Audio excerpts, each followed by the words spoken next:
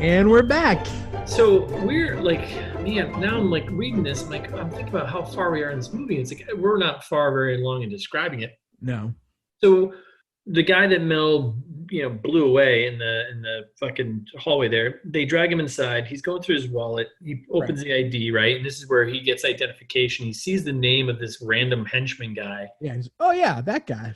Yeah, he's like, oh yeah, that guy. That guy's part of this crew. All they do is these big jobs, art, and blah blah blah blah blah. And you're like, okay. What? How do you know this? Oh, you know how he knows this because he's got a guy downtown, his buddy, blah blah blah, who's on the force. Like, wait, what? Yeah, his buddy in Rio Piedras or wherever. And he's like, oh yeah, and then he works, but he like the guy he works for is the real psycho, John the Baptist. That guy, like blah blah blah blah blah, has done a million things. Like, yeah, super unnecessary exposition that like okay. Massive amounts of exposition about this whole crew and how badass they are. It's like, well, we already know what. Okay, yeah. Who cares? Like, and the whole time he's like wandering around and he's like hacking up a lung. But at the same time, when Troy, his daughter, was talking about it earlier, he was like, "Oh yeah, he needs dialysis." And I was like, "Wait, how many problems does this guy have?" Like she only said that he needed dialysis, and it seems like he's dying from a lot of other things. And then he's like, yeah, whatever, give me whatever those pills are, Oxy or whatever. I can't pronounce it. And I was like, OxyContin and oxycodone are not hard words to pronounce. And you'd think that if you depended on them every day, like you'd know how to pronounce them. Yeah. I was so mad. And then on top of this, like, so we know this crew is big art guys, and big crew that's been running around, which, by the way, now I think about it, it's like looking at some of these guys, they're pretty shaky. So it's like, how long have they been doing this? We'll get to one guy in particular. But also, I don't think we know at this point that they're looking for art other than since the two of us figured out that that's what they were looking for. I didn't know when we were watching this. I have a note here where I was like, wait, they're definitely looking for Nazi gold at this point, right? Yeah. That's right. Yeah. We don't know. You don't know that they're looking for art at this point. No, like it's like I guess like the beginning of the movie only makes sense if they're looking for art, and then this part of the movie, it's like not at all apparent. Yeah. No, that's a good point. Yeah, that's true. Yeah, like I still just thought it was like, oh, it's just a safe full of money. Fucking whatever, it doesn't matter. Right. Nazi gold. I figured. And I also like, Mel Gibson's character, like, so he rattles off all this exposition, and then he's like, yeah, my buddy downtown, whatever the fuck his name is, has been chasing them for a month. Oh yeah. Like, I don't know. That doesn't, like, I don't know. Oh, they've been criminals for so long. Like a whole month. That doesn't. I mean, again, I'm not a detective. Like, we don't pretend to know facts about anything, but that just doesn't seem like a long time. Like, someone tell Mel Gibson about the Zodiac killer. A month? Oh, yeah. Chasing him for a whole month. A whole fucking month. Oh, the guy who shot two people in broad daylight in the middle of a bank. A whole month? Like, you know what he looks like. You have security footage. He walked right out. Like, you know his name's John the Baptist, which I guess isn't really his name, but obviously. But still. Yeah. It's got everything in this. It's not that big of an island. No. And then it's like, all right, well, enough about like the only interesting thing that happened so far. Let's cut to Cardillo and Troy. What do we got? Like, oh, enough interesting things. Let's now talk about he's trying to get his gunshot wound sewn up with that's right. And Troy is like, yeah, like I knew this old lady, or no, he doesn't have a gunshot wound yet, right? No, he doesn't have a gunshot wound, but he does have some wound. No, he's like constantly wounded. I don't know. Fucking asshole. Fuck him. Yeah. And they're bonding over this woman with mental health issues that they both know. He's like, I had this crazy lady that did this thing to me at a store, and she's like, oh, that crazy lady? I put stitches in her arm and like gave her these eye drops. And he's like, yeah, she wanted us to file a police report on you for giving her those eye drops. And we're like, wait, what? What are you talking about? And then at the same time, the way they're having this conversation is very flirty. Like they're like, ooh, like, yeah. And then you put drops in her eyes. Like, yeah, kind of weird. I literally had no idea what they were talking about. You got so much more. I was like, I think they're just talking about some old lady with like. I was like, is they talking about some old lady with mental issues? Yeah, Like, she needs help. I hope that one of them who's a doctor and the other one who's a police officer. Like, I hope one of these two people whose responsibility is helping people, actually got this woman the help that she needed. no, absolutely, no way. I don't. Yeah, pretty messed up. I don't care for it. But yeah, it was kind of like a weird, like, oh, you're having your meet cute moment right here. Yep. Yep. Gross. Gross. Then we jump. Yeah, we jump into fecal transplants. So we go back to Mel Gibson. There's no easy transition to fecal transplant. You just jump right to it. Yeah, you want to jump into it. Like, it's important. It saves a lot of lives. Like, it's a good thing. It's actually Thais' sister works in this field. She's a microbiologist, focused on poop. Yeah. Super related to this. It's like it's really good therapy for the people that it works for. And so Mel Gibson is like, he's railing on about all of his health problems. So he's with Pena. They're like in a little, I don't even know what room they're in. He went to another apartment to get drugs. Right. They went to the doctor's apartment, the other doctor's apartment, to get drugs. On their way to the ex-DEA agent's apartment to get guns. So they have like they're doing a little shopping trip. This apartment complex has everyone that you need in the right situation. Yeah, like, I want to live in this building. Like, it's got all the fun toys. You got Nazi art, you got a DEA agent with all the guns, and then you've got Janet doctors with all the drugs.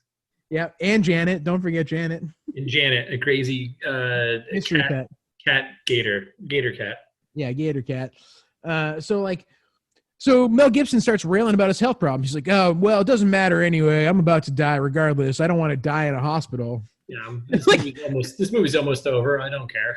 Yeah, he was like, yeah, my daughter, she got me a hospital bed for the crisis, but like, if I go to a hospital, I'm never coming out. So, let's not do the hospital. Like, they said I need something like a fecal transplant. You know what that is? It's exactly what it sounds like. They take someone else's poop and they put it into you. Then why would you describe it if it sounds exactly like it sounds like? Yeah, and like, also, it works really well. Like, it's about like regrowing your like the correct gut bacteria and stuff like it's. So when he said, I had no idea that was a thing. I'll be honest. Like, I had no I don't know anything. I don't know shit about anything. Obviously. Yeah, it's okay. You don't need to. I don't know. But when he said this, I was like, what? Why? What? Now I'm distracted by this. I'm distracted from this entire movie about fecal transplants. I'm like, what? Yeah. And I was rattled about it for the opposite reason of being like, these are all super treatable things that Mel Gibson's complaining about. Like, it sounds like he could get himself fit. Like, he was like, he was like, oh yeah, I've had like bad lungs. And I was like, he didn't say he had lung cancer. Like, he just said bad lungs. What does that mean? Like, everything that he has, he sounds like he could just like go to the doctor and take care of himself and like he'd be totally fine. Makes perfect sense. And then you're like, wait a second. And this is when he introduces, he's like, oh yeah, now we're going to go to this DEA guy's house to get all these guns. And I was like, wait, how many people? He kind of made it sound like the guy was still there too, where I was like, wait, how many people haven't left this building? Like, we're hearing about like a new guy left and right who's like staying here being some kind of, I don't know, stubborn asshole. This is when we come up on my favorite line in the whole movie. Yeah, you said at the beginning. So there, our hero Cardillo, who I still hate, is in a hallway, shows up, meets a bad guy. They have like a little standoff situation. They're both pointing. My first thought is, as the bad guy, yet again, just kill him. Yes, kill him immediately. This isn't like, I know I think they kept trying to keep, like, they wanted to like caption and be like, all right, where's the old guy? It's like, well, the apartment complex isn't that big. If you just shoot him, you're down to like just a handful of people. You just now eliminate both cops. You'll find them. Like, you'll get there. Yeah, ridiculous. Anyways. Instead, he's like, all right, take your gun, drop it on the ground. And he's like, okay, now kick it towards me. Okay. You're like, okay, this is taking a lot of steps here. And then he like holds out his gun he has another one that's like some kind of long gun. It looked like it maybe was an AR-15 or something, but he like holds it out in front of him with like a weird pistol grip. And I was like, why would you Oh yeah. hold the gun that way? And that's when he's like, tell me where the old Nazi guy is. And then Cardillo goes, he's up my ass. Want to tickle his feet? And I was like, what kind of expression is that? No one has ever said that. No one says that and is like, that's a fucking cool line, man. Like, what a weird thing to say. And then, but weirder, that's when our bad guy hero here goes, "Sí, por favor." And I was like, wait a second. Wait, don't say yes, please. Yeah, like they were like trying to do some kind of banter, not working. And then asked, "Do you want to tickle his feet?" Yeah, this guy in my butt. I want you to tickle his feet, and he's like, "Yes, please." Okay. And then so yeah, he's like waving the gun around at arm's length, weirdly. Which like why would you hold a long gun that way? Super easy to take away, and obviously immediately Cardillo like kicks him and like takes it away, and like they have a little battle. He's a new henchman. That's all there is to it. Yeah, grow up. And that's when our friend the boss's daughter arrives, right? Yeah, what does she do? So nothing. Yeah. No, but she gets her fucking ass kicked though, and I was like, I think she's dead. Yeah, well, she might have been dead. Guns kicked away, so now it's like it's henchman versus Cardillo there. Right. They're kind of fighting a little bit. They're wrestling. And then the boss's daughter comes in, and she gets fucking lit up by this guy. And there's like one scene where he just like does like the fucking thing to her chest. I was like, oh god, she's gotta be dead now. Yeah, she's mangled for sure. But it provides just enough of a distraction for Cardillo to be like, get in a couple of good shots. But then they both end up mangled out on our favorite like courtyard balcony porch thing here. So now we get Cardillo and henchman. They fall off the balcony. They land. No. Before they fall on the balcony, why didn't the henchman just like stomp on Kate Bosworth's neck? Like, remember, he's like about to like stomp on her neck, and he like hesitates, and he's like, "Oh, I don't know." Oh no, I don't think that was a hesitation. I think it was just to show that like he was about to do it, but before he did it, Cardillo came in for the save. There wasn't hesitation. I think it was just like a show, like this is gonna happen. He had so much time; he could have killed her so easily. Yep, 100%. And then that's right. Cardillo tackles the guy. They go over the edge, and then they land in the middle of our courtyard, little fucking area there. Yep. And then, the beginning of the movie. The opening scene. PM. San Juan, 4 p.m. I'm like, guys, it's all coming together now. This is the climax. This is the end of the movie. This is when everything cool happens. That's what I thought. And then I pressed up on my controller, and I saw that there were still like 35 minutes left in the movie. I was like, wait, what? Why would you just bring us to this moment? Exactly. Meant nothing at all. So then, okay, here we are. And I was like, great. I was like, well, there's so much more movie. Like, there's like, this is a random henchman. There's like the build up to this whole thing. Like you made this the big build up in the beginning of the movie with Mel Gibson run around trying to like find a shot to shoot someone, right? Yeah. I think if I'm Johnny screenwriter here, I think the premise is, I set it up in the beginning, so that you think that Mel Gibson is doing this heroic thing in this super important scene. But then in the actual scene, like Mel Gibson is not the one who takes the shot. Mel Gibson, in the opening scene, they make it look like Mel Gibson's taking the shot. Mel Gibson doesn't take the shot. It's his daughter that takes the shot. And like ends up getting the bad guy and also the good guy. Yeah. Cause she shot him she shot him and Mel Gibson shot the bad guy. Right, exactly. But she makes like the pivotal shot that makes them separate so that Mel Gibson can get off the good shots. It's the classic shoot the victim, don't kill them. And then, it's a classic move. So they made it out to be a whole thing, and it didn't land, I think, like they were thinking. Like, and at this point, they had given none of Troy's backstory of like, why is Troy way better with a gun than all the people who use guns constantly? Like, there's so many like cops and ex-cops in this situation, and an old Nazi guy. You're like, presumably all these people shoot guns all the time. And Troy is better than all of them. Right. No doubt. The doctor. Yeah, which they explained later, kind of. They were just like, yeah, I shot a lot of turkeys, but we'll get to it. Yeah, whatever. Oh, we still haven't gotten that far yet. Oh my god. Yeah, we do. We gotta move quickly here. So then we'll cut to Mel Gibson, Officer Pena, and they're in the DEA guy's apartment where all the guns are. And you're like, oh, okay, DEA guy's left, like a smart person. He evacuated. right. They're like, oh, look at all these crazy guns. Then it cuts again quick back to Paul and our hero, not Beef Thief, Jason Griffin. And you're having a moment where Nazi guy is still holding pressure and taking care of him, and they have a moment of like opening up to who they are. Right. And Jason's like, wait a second, it's Nazi gold, isn't it? Yeah. Pretty honest. And Paul's like, maybe.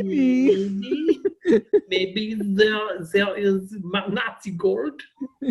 Yeah. It's like or he didn't speak much, but every time he did speak, it was like, man, there's so many Z's in all of your fucking words. You're like, stop accusing the guy who's trying to help you right now. Like, the only thing that's keeping Jason alive is this guy putting pressure on his leg wounds. And he's like, stop calling him a Nazi. Did we determine that like the leg wound was it I thought it was like his shin.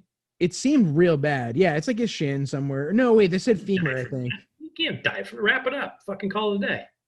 Dude, they said he was close to bleeding out. I think he like got close to his like carotid artery. I think it was more of a femur type wound. I'm not believing anything. There's no fact in any of this movie. No, nothing. You're right. Nothing makes sense. It doesn't matter. Nothing matters. All right, so we're in the Beef Thief's department. Nazi. Yep. They're like, oh, so you're a Nazi, basically. Like, I'm not a Nazi. Yep. And then there's a lot of bouncing back and forth here. So like, I was gonna jump to like, so they have this conversation. They start opening up like Nazi old guy and Beef Thief, and then we cut to now Glasses guy finally. Glasses guy? Who's Glasses guy? Glasses guy who's doing the drilling on the safe. Oh, right. Henchman number 4. Literally the last guy, because the rest of them are dead because our the only guy who fucking killed 3 of them and 2 of the other ones are dead.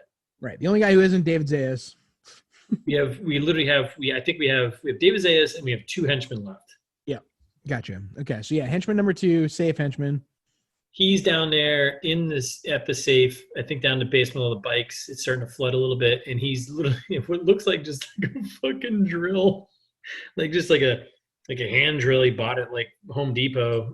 And he's just like drilling into the safe.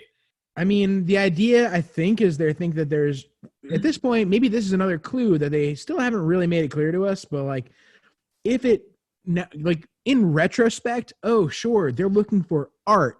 They probably don't want to risk blowing up the art. Yeah, but it makes sense when you think about it through the lens of the movie making sense, which it doesn't. It doesn't. And like also how much art is what I forget. Did they didn't that's right. They didn't say anything about art at all. They just said $55 million. That was it. No. It's a very specific painting. They're looking for But did they say that yet? Yeah. No, not yet. No, they didn't say that. But all he says is when they're down in the basement, doesn't David Zayas say this before? Like as they're getting into the safe, he's like, he says $55 million, I think. It's like, oh, there's something we're looking for. It's like we're looking for $55 million, basically. Oh, does he? I didn't catch that. It doesn't matter. Nothing makes sense. So in the Gator Cat. All right. Yeah. So then we cut back to our hero, Cardillo, and Troy, right? This is when she talks about her being an expert marksman, which we're like, oh, good. Is this when she's stitching him up because she shot him? Yes, exactly. Okay. She's stitching him up because she shot him. They're like in a little scene. And then like she's trying to explain to us that she aimed between the bones in his leg. Like in a hurricane, from stories up, she's trying to tell us that she expertly threaded a bullet between his tibia and fibia. Was she story? Oh, that's right, because he fell down. Yeah. And Cardillo's like, lucky shot. And she goes, there was no luck there. And that's when I was like, wait, she's trying to tell us that he aimed between his bones. That's bonkers. Like, no no way. And then tries to like preface it, like trying to like make it more realistic by being like, yeah, I had a lot of shooting experience. Like back when it was me and my dad growing up, every Thanksgiving, we'd always get a ton of frozen turkeys, not for eating. We just shoot them. I was like, wait, what? And then she's like, I got to pick the bullets out. Like, that's where I got my first love of doctoring. I have so many questions with this like super problematic story. So there they are. The boss's daughter is stitching up Hirsch, Right. Cardillo, whatever. Yep. And we get an extra moment here, a little backstory. Now we get the story about Cardillo's. Well, this is the first time when I said, "Oh, New York." like I had no idea that we like this. It's the first time it's clear to me. Like, oh, these guys came from New York. Yeah. Other than like the accents and everything, I was like, I think everyone is from New York. Pretty sure. I think everyone's doing a bad New York accent, but I can't say for sure until they were like, oh, New York. Oh, okay, perfect. Sure. Okay. Whew, thank God. So we go to him flashing back to like now what actually happened, right? The thing that like even fucking Mel Gibson's character knew about, like grilling him on. It's like, okay, obviously we need to know what this is because it's important. Right. It's not really, it doesn't matter at all. New York City, yeah. It actually doesn't matter at all, does it? Nope. Now I'm thinking about it. Like it doesn't matter at all. So he goes, his backstory is he's there, he's making it with his girlfriend. He gets a call, right? Yep.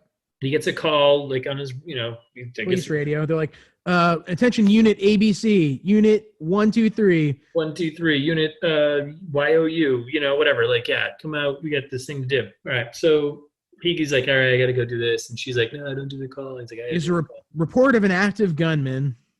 Report of an active gunman. That's right. And it was only 4 blocks away. And so he was like, I got to take this. Got to do it.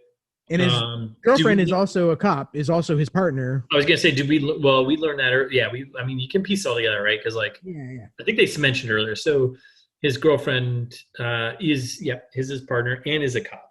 Right. Which I was like, wait, she's a bad cop if she's like, no, don't go take care of that crime. Like, what? Like, what?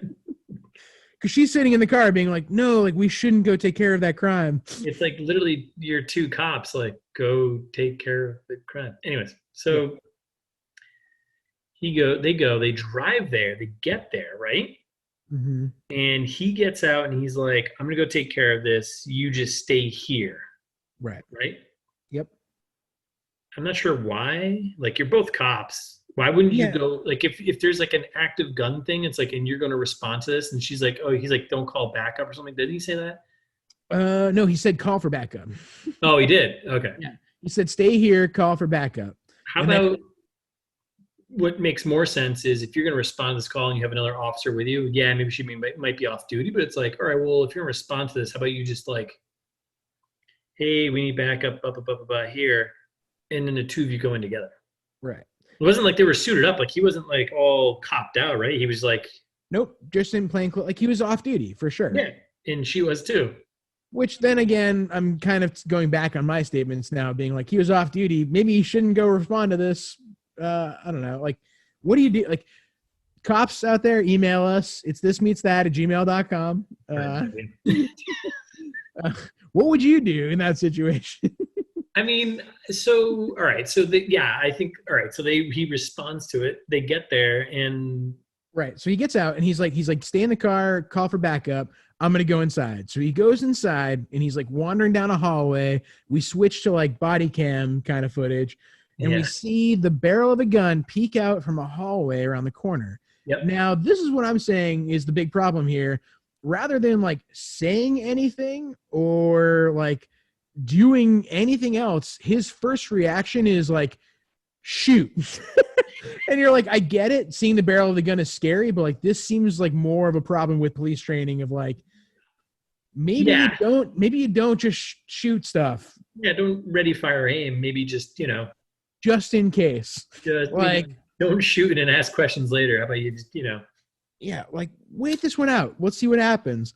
Just, or say freeze or, hey, or a lot of options. Yeah, say anything. Announce yourself. Identify yourself. Stop, police.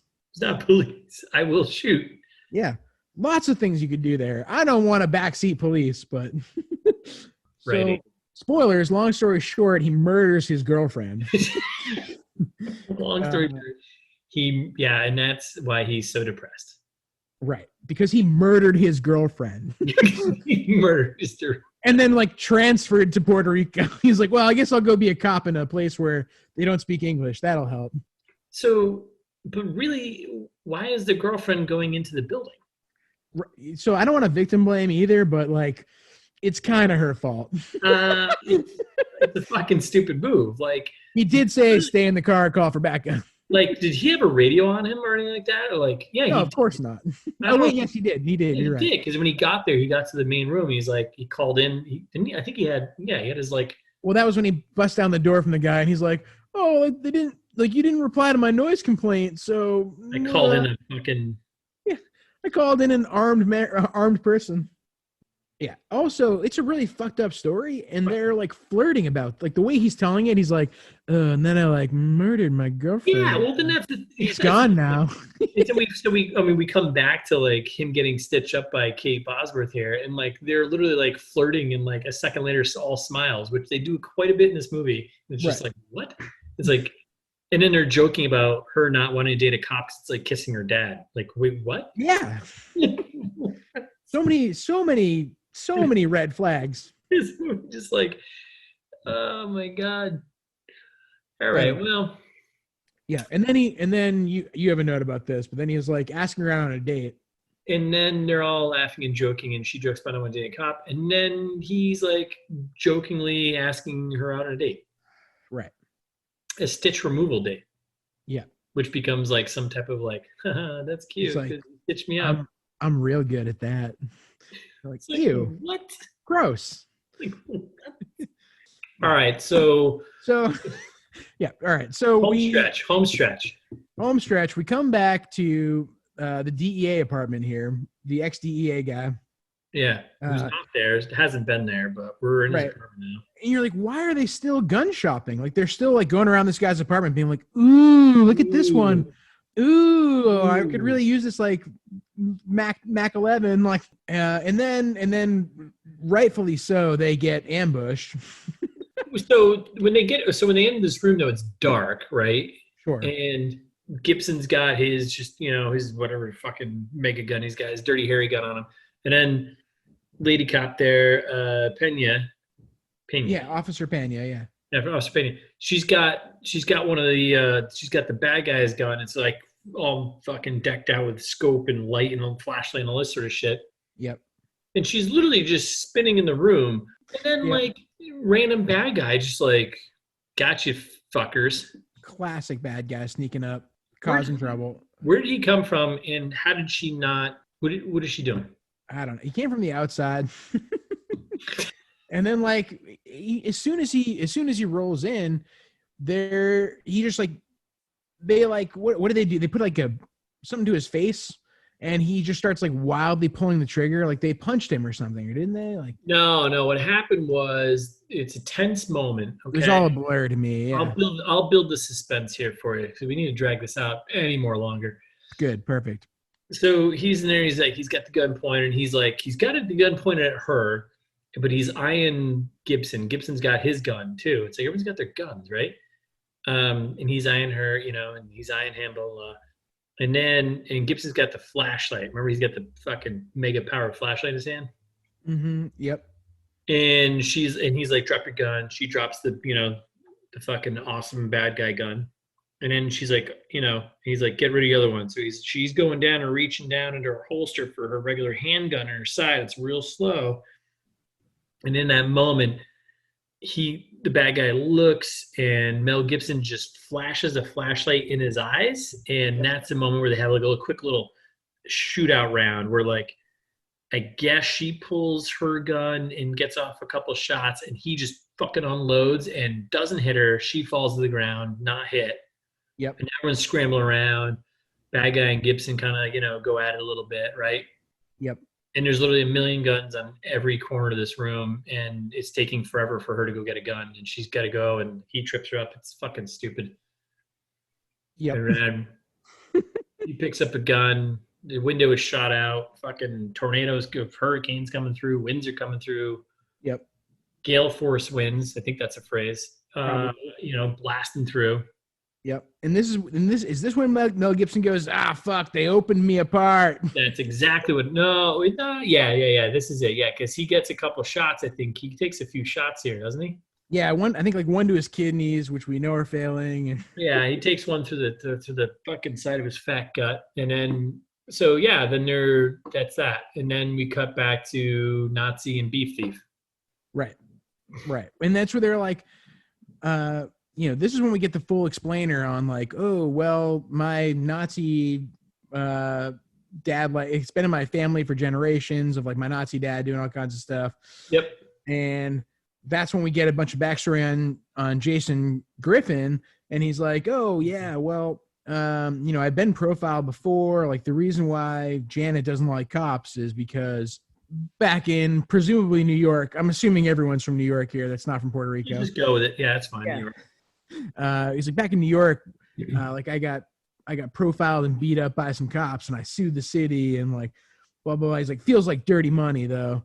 And I was like, wait, why? Like how? Like you got a settlement for police brutality? Like, yeah, like that's good.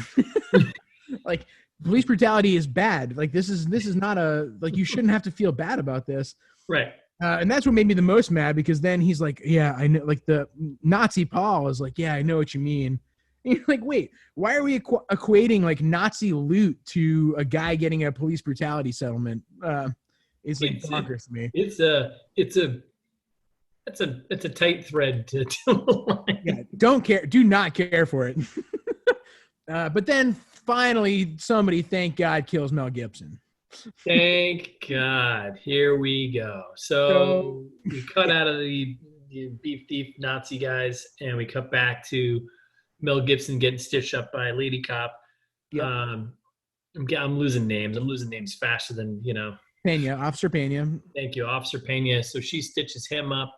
Then they're like, let's, I guess, go back out there in this shit. And they get out there and they're crawling around. They're walking. Yeah, as soon as they get in the hallway, there's obviously literally like 2 seconds into the hallway. Yeah, there's obviously a bad guy, and then he just like starts open firing on everybody. It's the boss, because the boss knows, just fucking shoot people. If you're a bad guy, just shoot him and kill him, and then carry on with what you're doing. Like, was it David Zayas? Okay.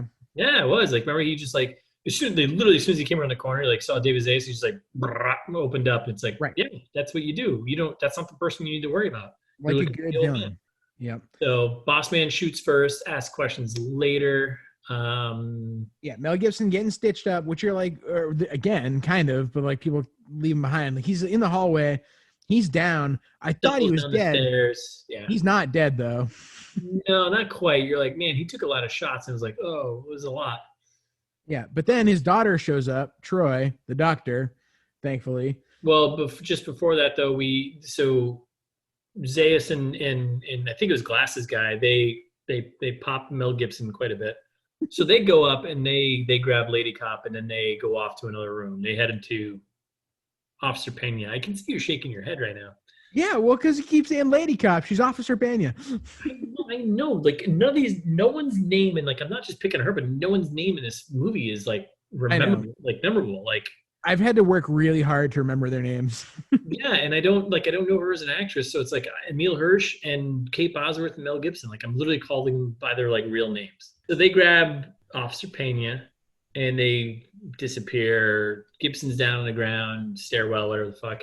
And then we get the Boz, fucking Cardillo, aka Emile. And they're like, Mel Gibson is acting, I think, way worse when he had one small gunshot wound. Like, remember how much he was complaining a few minutes ago when Officer Pena was like stitching up and he's like, oh God, I'm in so much pain. And now that he's been shot like 20 times at this point, and he's like having full conversations with people. That's true. He definitely took like 5, 6, 7, 8 shots to like the upper body, shoulder. Right. And I was like, oh, I was like, well, at this point, I guess he's going to live. They're kind of making it seem that way. And then he just goes to his daughter, I got too many holes in me. I was like, what a line. And I'm mad because I hate Mel Gibson as a character in this movie. I don't like Mel Gibson in general. And he I don't want him to get what he wanted. Like, this is what he wanted. He wanted to die in battle instead of in a hospital of old age like he should. And it made me mad because I was like, I don't want to root for Mel Gibson here. And also we're treating him like a main character. He's had and will have presumably at most 15 minutes of screen time in this movie. Yeah, he's not a main character at all. Why does he get a death like a main character? We linger on it. Is it just because it's Mel Gibson? Well, I mean, let's see. If it's Bruce Willis, would you say the same thing? It's it's gonna have a moment of him and his daughter. His daughter's right there. That's the only reason I think they give him more. I don't think we'd linger on Bruce Willis's death if Bruce Willis was in this movie. You think his daughter's just all right, fuck it, Dad, see ya. Yeah, I think she's all right, see you later. Hi. I wanted Kate Bosworth to do that. Well, they had a moment. Whatever, I ignored it. All right, so let's get out of this sappy shit, and then we jump right back. Right, so we got Officer Pena, and she's Officer Pena, aka Lady Cop, kidnapped, tied up to a chair. Boss man. Very Dudley Do-Right. And I wonder if it's going to work out for our heroes. I'm going to put you under the railroad. The old railroad. I got you. You're tied up in a chair. How long does it actually take to tie someone up to a chair? I don't even know. I don't. Precious minutes. Probably, right? So we're down to the boss man and glasses guy because you always need a guy at the end with glasses. Safe guy.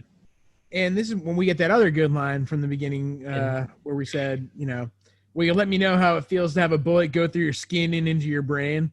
No, I can't because you shot me in the head. Right. Stupid. I can't let you know how it feels if you. And why is he hesitating to kill her? Why, again, he's been doing a good job so far this movie of just killing people randomly. Right. That's what you want. I'm glad this is when Adam Boy Charlie comes up again.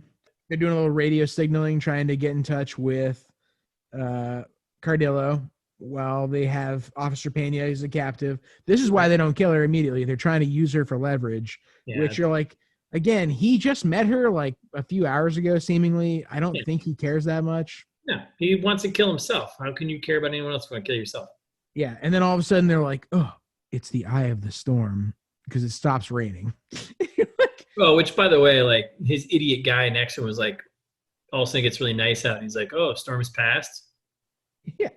You're I don't know. I couldn't facepalm hard enough. It made me so mad of oh, it's the eye of the storm. You're of course it, right at the climax of the movie. This is the actual climax of the movie, not the one we were led to believe would be the climax of the movie. So there we are. We're in this room. Officer Pena is now, I think she got kicked over, right? She's on her back, and finally the eye of the storm opens up, so that obviously means their radios work. Right, exactly. We get the Adam Boy Charlie back up again, right? Yep. And then we have a conversation between our head villain there, boss man David Zayas, and what's his face, Cardillo. Is this when you get the "and your father" moment? I don't even remember. I think this is when we finally find out that it's they're after this Vincent van Gogh poppy flowers painting specifically that's worth $55 million. And this is when, for sure, Nazi Paul and Troy and Cardillo are together again. And that's when Nazi Paul is asking about Mel Gibson's status. Remember that? When he's oh, and your father? And I was like, wait, why does this Nazi love Mel Gibson so much? Oh, wait a second. I get why Nazis love Mel Gibson so much. Oh. Well played. And then they keep just cutting back and forth to a million things all at once. And so it's it cuts back to Griffin, and he's sitting in the room there, and he's still got this gator wound, and you're how is he not septic right now? Yeah. He's just sitting there he's gator cat wound. This is when Troy is this is when Cardillo is okay, Troy, go take care of Jason. I'm gonna take care of Nazi Paul, and we're gonna get Pena free, and so that's when they split up again. So we've got That's right. So then we got Nazi Paul, and we got yeah, Nazi Paul, Cardillo. Yep, they're going to liberate Officer Pena. Yes. And we've got Jason Griffin with Troy Barrett, and that's it at this point. Yeah, and then we've got and in the other room we've got boss man, guy with glasses, henchman, and then Officer Pena, aka David Zayas. Yeah, and Officer Pena. Yep, exactly. So what they're going to do, they've been given a 5-minute counter. They got to go find the art, or show up with the art, or tell them where the art is. So, yep, Nazi Paul and Cardillo, aka Emil Hirsch, on their way. And this is when they're on the call over the walkie-talkies there. Yeah. And David Zayas is like, it's like, that's so cliche. Like saying what we're all thinking of. This whole movie is a cliche piece of trash. And it's like, that's so cliche. So cliche. And then he goes, don't make the same mistake you made in New York. Yeah. I know everything. I'm John the Baptist. How do you know? Yeah. Like, how do you know what? And I was like, well, I guess he just read a newspaper. I don't know. Like, cop kills partner. I guess. Like, why would you care about that? What? Like, now you still have to describe your main villain as being well read. Like, is that what that is? Like, so confusing. I didn't understand anything. It's like the last 20 minutes of the movie and you're like trying to still build up your villain. It's like, no, you should be done with that in like the first 2 minutes you meet him. Right. And that's when we get more, this is when we get more backstory on Paul. Yep. And he's like, oh no, I'm not a Nazi. My dad was a Nazi. And I was like, classic blame it on the generation before, right? Yeah, I guess that's better. Like it was just a son of a Nazi who stored all this Nazi art. Yeah, I guess that's acceptable. I don't know. Like, what are we trying to say? Shouldn't you bring all that stuff to a museum if you're not a Nazi? Yeah, try and return it to its rightful owner. There's a lot of things you could try and do. There's a lot of better options than being like, my dad was a Nazi. No, that doesn't make it okay. Like, I'm gonna set up this like C4 proof safe in the basement. Like, what? Also, like at this point, I'm thinking. So this is when like I think we're getting to it, but this is when we get to. We're almost about to see the paintings for the first time, and in my mind, I'm like, how are the paintings not ruined? Like everything in this building is already ruined. Like the hurricane has ravaged this building, flooded the basement, right? It's a Category 5 hurricane apparently, and so like the basement is super flooded. All of the hallways are flooded. All of these criminals and heroes have broken a bunch of windows that have contributed to the flooding of this building. Like everything here is already ruined. How are there multi-million-dollar paintings that are perfectly preserved? Yeah, that's a good question. I didn't think about that aspect, but that's good. That's a very good one. Right. And then they're talking about this is when they're like trying to figure out how they get to the Nazi paintings. But this is where Boy Cop and Nazi Paul show up at the door, like the apartment where Officer Pena is being held and the bad guys are, right? Yes. No, this is after that. I thought we were already after that. Oh. I thought this is like when they're on their way to the Nazi paintings. Oh, okay. Well, yeah. So they get to the apartment though, and then like they're walking down the hallway, and like they're all basically like all 6 of them are in the apartment. Yeah. Yep. Okay.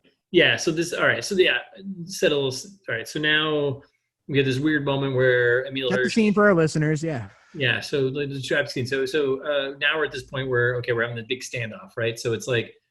I think they're in Nazi Paul's apartment, aren't they? The bad guy, Pena and I think so. I'm not sure. They have to. No, they definitely are because no, they're not. They're not. I take that back because they tell them where they are and then they guide them somewhere. So Boy Cop, Nazi Paul show up. I remember this moment was so awesome. It was like, all right, so you got bad guy holding the gun to partner's head who's laying on her back on the floor, and then you got like glasses guy, henchman there, right? And then they just pan over the doorway, and it's like Nazi Paul and fucking and Boy Cop standing in the doorway, like really close to each other. It's like, could you figure this out a better shot? Because like this looks like a shitty sitcom entrance. Like, hey guys, it's Nazi Paul, and fucking, it was so stupid looking. Hilarious. It was fucking hilarious. It was like a joke.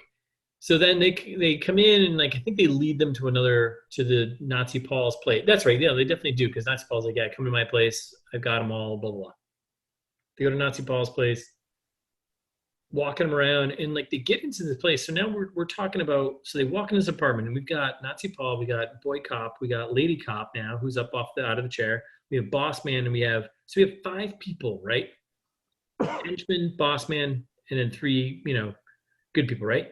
We have 5 people now in this really small apartment, and they're like, kind of like Nazi Paul's like leading him down this hallway, and it's like, do they have like Nazi Paul and Boy Cop? Did they come up with a plan? Like, do they have a plan in mind? Like, they didn't at all, by the way. Of course not. But it's like, hey, bad guy, like crowd management here. You get 5 people, right? Yeah. You get 3 people you need to worry about. Sure. You only need to worry about, the only person that's important here is the old guy, right? Right. Well, presumably, yeah. Well, yeah. Well, no, you're right here. He's the one who's got all the art. Like, all right, so you have yet again another opportunity to do 2 things. One, shoot the 2 cops and be done, and be like, old guy, where is the art? Or we're in your place. I guess we'll just fucking get in, right? Or option 2 is, if you don't want to just shoot 2 cops and ratchet up your, level 4 stars of Grand Theft Auto here. Yep. Just put the 2 cops in the chair in the living room and have the other guy fucking cover them. It felt so weird. It was just so like you had 5 people all cramming down this hallway, and they're all going in this little small room, this little secret room that Paul the Nazi had that has all the artwork in it. Yeah, I mean, none of it made sense. No. And then so this is where I'm confused. When did and how did Troy communicate with Cardillo? And she had to do like was it on the radio or something when she was like, "Oh, don't take the scaffolding." Like, remember she like tried to make that weird sexy line that like was very weird. I don't remember that at all. Because you got injured on scaffolding earlier. Yeah, it was pretty messed up. It was kind of a throwaway, and then I wrote poor Griffin right afterwards, because poor Jason Griffin, because I think this is like right before she starts to take him to the flooded basement. Oh, I forgot about that whole scene. Ugh. Right. Yeah, I tried to forget that part. Yeah, I forgot about that. Oh, we got to set that up though, because like, I don't. Why did he leave that room? Unclear. I think they're trying to like get to safety. Like, they were like, he was bleeding out. He was septic. Right. Yeah, they're like, we need to get him to a hospital. That's right. And they had a quick chat, and they were like, they're gonna make a move, and yeah, okay, that's right. Like, don't take the scaffolding. Like, what? Ew. It's gross. Gross. Yeah. Come on, the 2. It's a fucking serious situation right now. So we're at 1 minute to go, which realistically is like 20 minutes in this movie. Time means nothing anymore. No, and this is 1 minute to go in terms of life-threatening to Officer Pena, which I jumped the gun a little bit earlier here. No pun intended there. I jumped the gun a little bit because I think I moved ahead. Yeah, it's okay. I forgive you.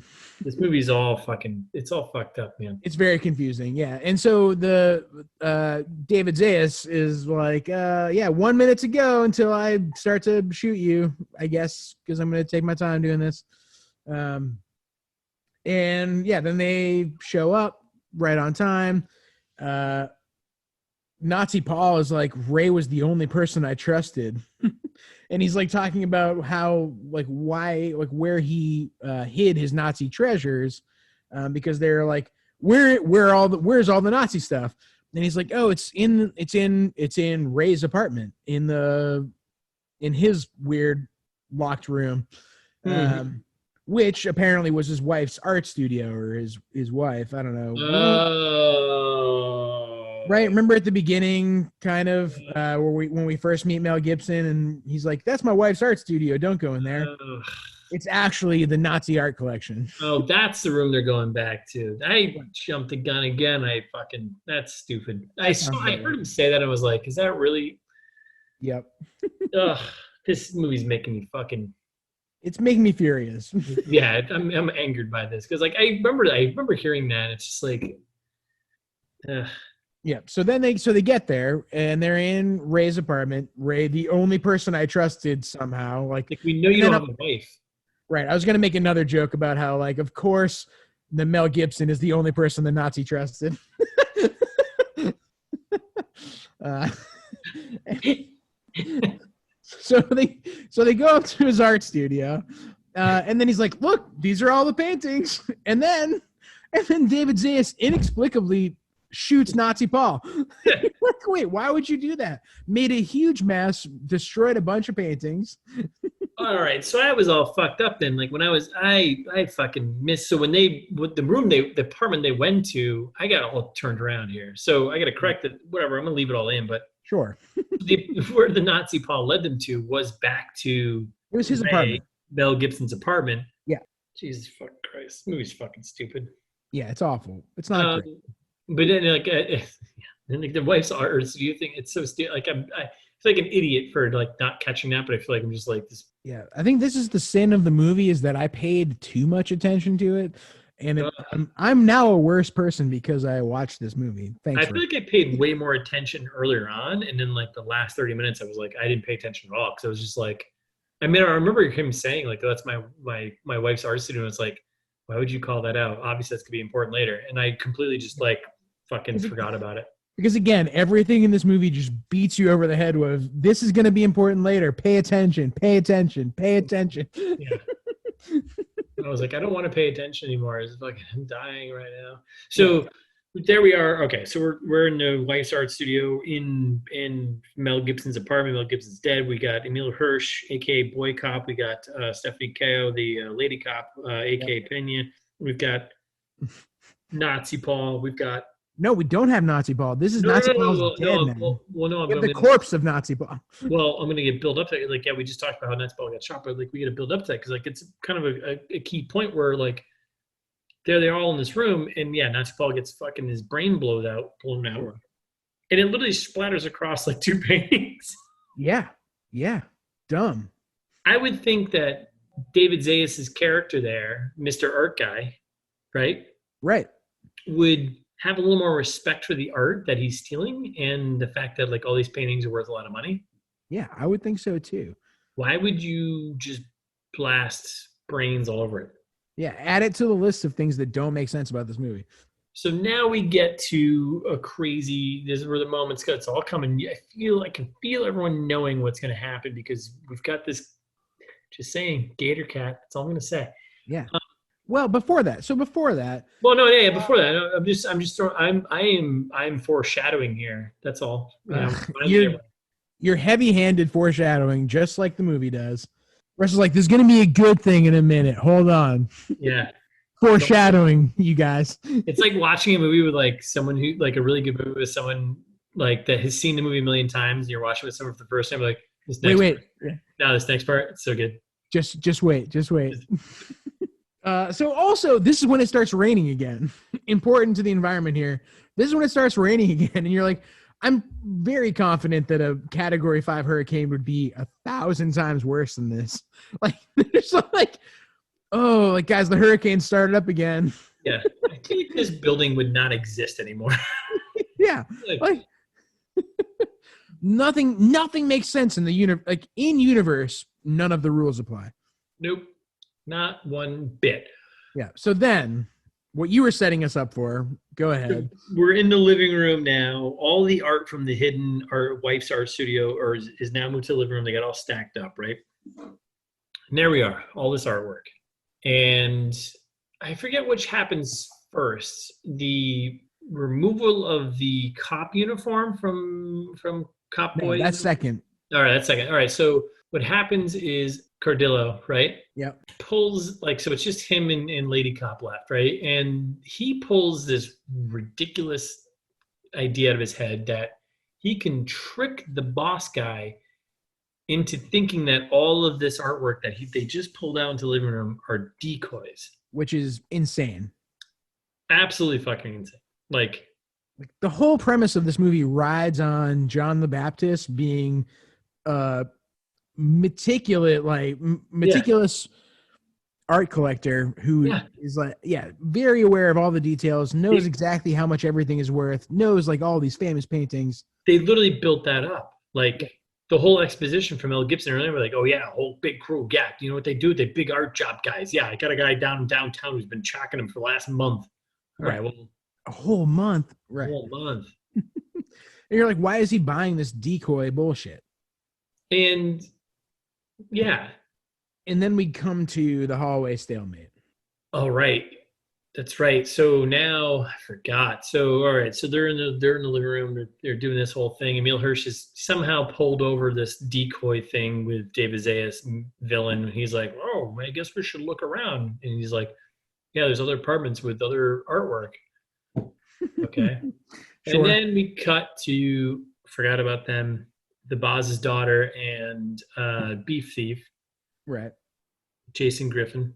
Yep. And they're standing there and they're both just looking at each other for way too long. Well, so they're sneaking out. They went to this whole, we skipped all this because it was fucking stupid, but they're like underwater. I don't remember. Right. I don't know what the fuck why. But anyways, whatever. They're underwater and they come back out, whatever. They escape and they're like, well, yeah, then they're like, if there's water coming in, there's a way out of this basement, which that's not true. Yeah, it makes no fucking sense at all.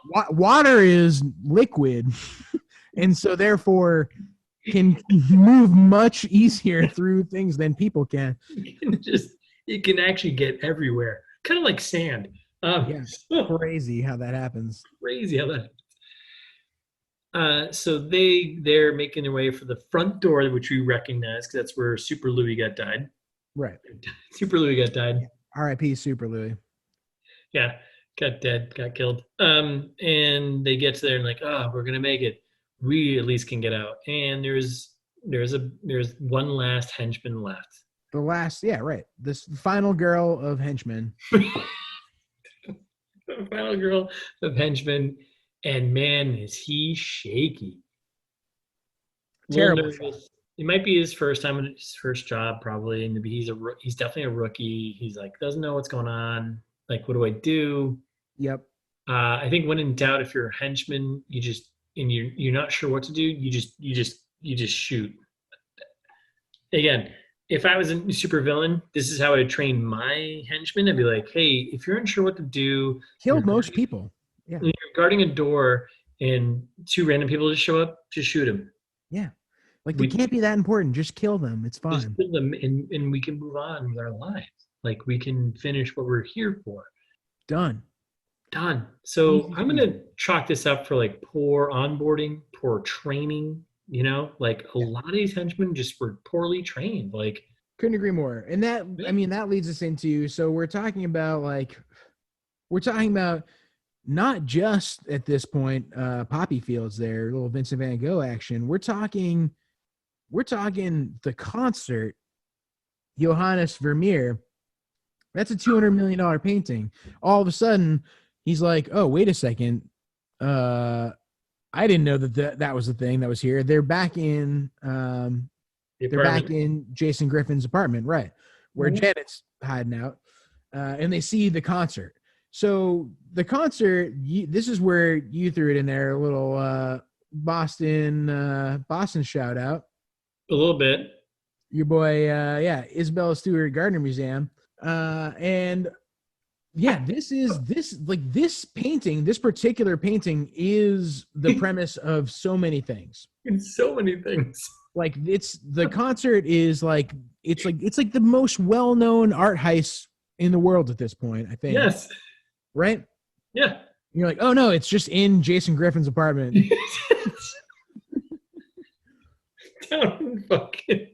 down in San Juan. Yeah, down in San Juan. It's like a $200 million painting, just like in this guy's apartment. It's cool. That's where the Nazi has been hiding it this whole time, in Jason's apartment. Oh. And then this is one thing that I was hoping you could explain to me. At some point, David Zayas is like, that sucks. when he like finds out, when he's like talking about the painting being here, he's like, oh yeah, the concert, that sucks. And then I was like, wait, why? Like, Maybe it was like that sucks that this is the reason why it's here, or like it sucks that the like what? Yeah. oh, maybe, yeah, I don't know. But either way, I don't know. I wasn't happy about it. And then I was like, this guy's a good art thief. Like, he knows his stuff. I don't want him to die. Like, I don't want Janet to eat him. I'm kind of rooting still for David Zayas at this point because I still hate Emil Hirsch's character, Cardillo. He's Yeah. awful. Yeah. And the fact that he literally was like, he called out like the piece being an Isabella Stewart Gardner purchase and was like, all right, you know your shit. Yeah. How did you get conned by a shitty desk cop who shot his own girlfriend to thinking that these were all decoys in the fucking. Yeah. He's the hero we all need.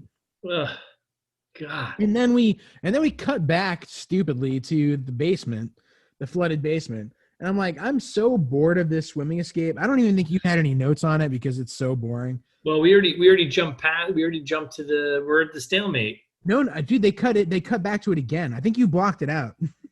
Oh, wait, we talked about literally, but we skipped it. We talked about, we may have done it, but we skipped all that and we jumped right to the stalemate in the hallway. Yeah, no. And I'm saying after that, they still brought it back again. Like they're back in the basement again. Do you remember this? Like right after. Oh, no, you're right. Because like, oh, hold on. You're right. Because like there's that point where like. Yes. That's what I'm saying. You blocked it out because it's terrible. That's right. I forgot. So they had this moment where like there's a stalemate. So we got. Let's reset this, right? All right. So we got everyone else up there in the art room, whatever. Fuck them, right? We got Kate Bosworth and we got the beef thief, Jason Griffin, right? Yeah. And then we got random henchman, fucking number 7. Henchman number 4, right? 7, whatever. He's left over guarding the front door. That makes sense. Leave a guy guarding the front door. Yep. During a hurricane when no one's fucking around. All right, so they have this moment, and Kate Bosworth, we didn't mention this, has got Emil Hirsch's gun, Cardillo's gun, right? Remember he hands it to her like way, beyond. So they're sitting there, and she's holding up fucking beef thief, and she just holds up the gun to the guy who's got this fucking very powerful gun. You don't really need to be all that accurate because like it shoots more bullets to make you more accurate type of gun. You know what I mean? It's like, I don't need to shoot one shot. I can shoot 1,000 and be super inaccurate, but I'll still hit my target type of gun, right? Totally, yeah. That's how I see those guns. And he's a little shaky, little, deer leg thing going on there. Baby deer leg thing. But whatever, man, you got it pointed. You're ready. You got 2 options right now. One, we're coming back to the training thing. Just shoot him and be done. Bosworth gets her gun up. So now we're doing a little showdown. And they're probably like 10, 15 feet from each other, maybe 20 feet from each other. Probably, yeah. And I don't know, forgot who shot first. Everyone fucking misses. Like everyone misses, and fucking automatic rifle guy is just like, and completely doesn't hit them, and they literally just like run exit stage left. Yep. I'm so bored of the swimming escape. I hate it. Yeah. And they're back in the water and like escaping again. That's right. I forgot all about that. But I think it was important to know that like this guy, yet again, bad training. More, just like. Yep. And so it equals Troy and Jason getting out. They're out now. Yes. They're out. So cycle back to Jason's apartment where Janet's still hanging out. They're doing the art stuff. Yep. And then this is the moment we've all been waiting for. Oh boy. The whole movie. What is this goddamn pet? How do we possibly know what it is? It's Chekhov's cat. It's the whole time. Yep. Like, why would you point this out so many times if it wasn't going to be important? That cat should go off later on. Yep. And boy, does it ever. Oh boy, does it. So, so our villains are maimed. And by maimed, I mean, I think murdered. So what happens is so there's a lead up here where yet again, so we'll get this is a whole setup here. Because remember, all these things are building up right now. So we're back in Beef Thief's apartment, right? With the crazy cat. Yep. Crazy cat attacks cops.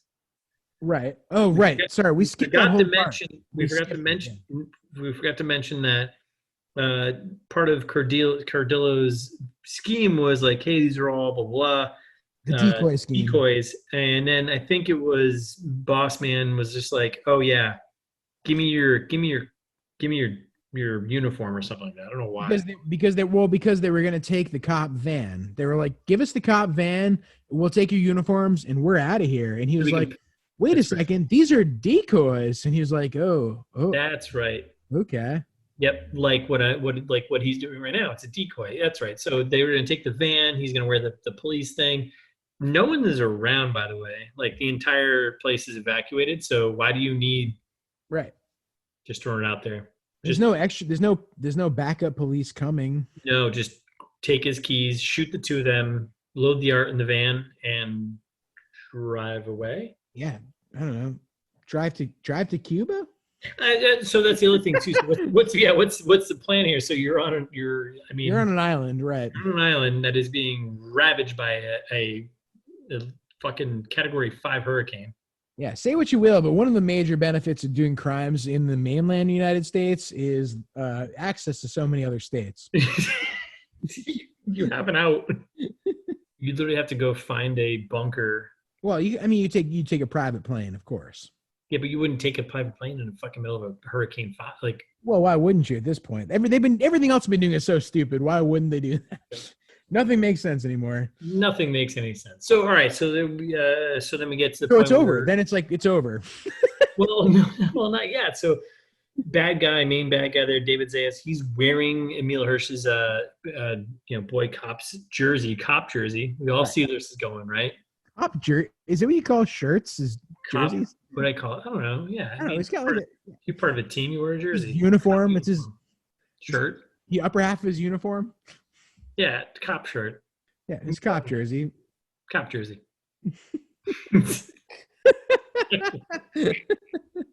Whatever. So he's wearing his cop jersey, Yeah. and and Emil Hirsch is not.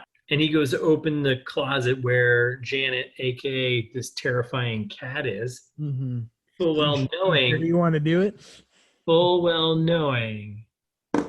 Oh, full well knowing that this cat's going to attack someone wearing a cop jersey.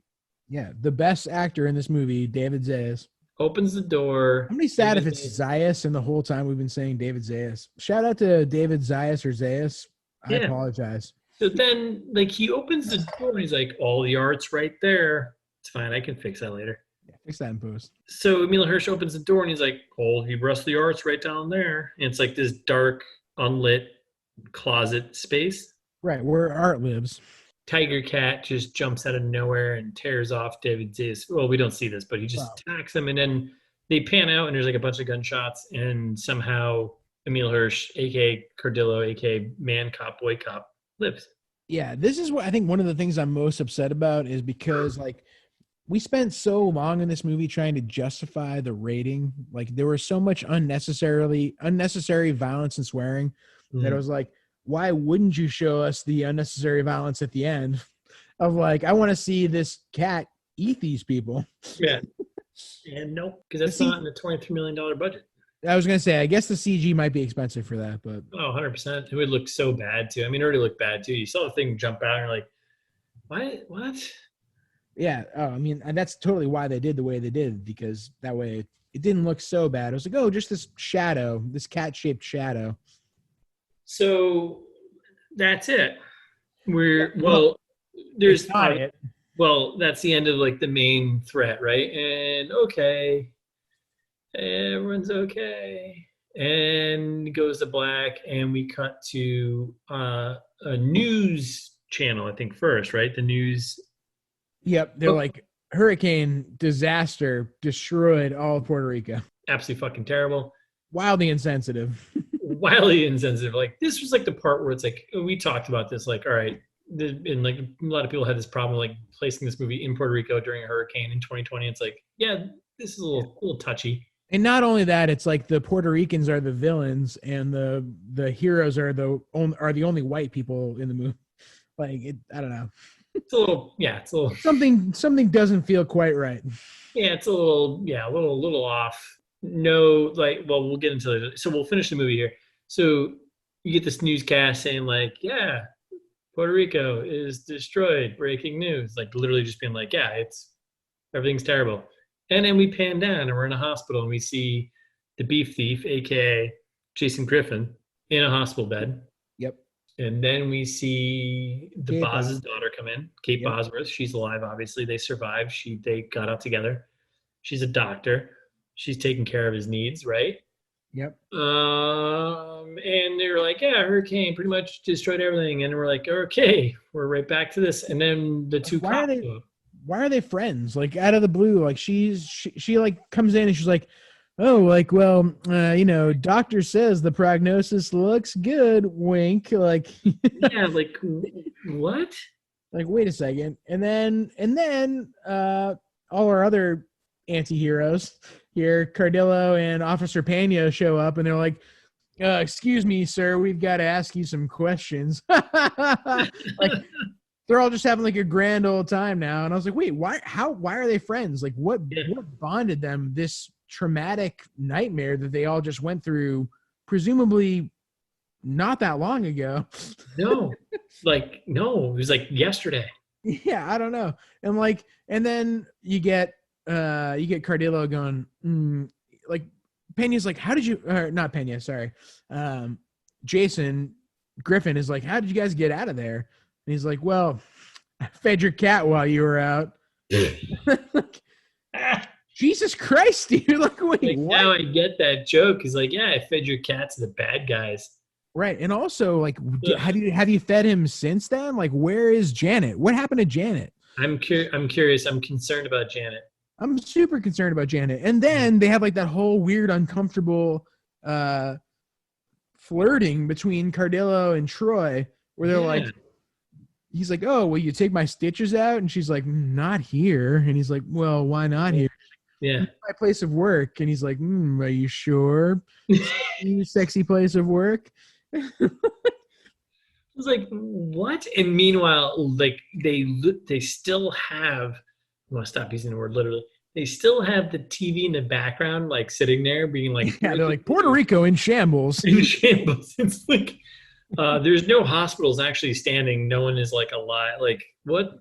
No power in Greater San Juan, but I think like, let's finish it and then we can have some commentary. But all right, so that's how basically the movie. Well, it doesn't totally end there. So all right, yeah, that's not how it ends. Not how it ends. Go ahead.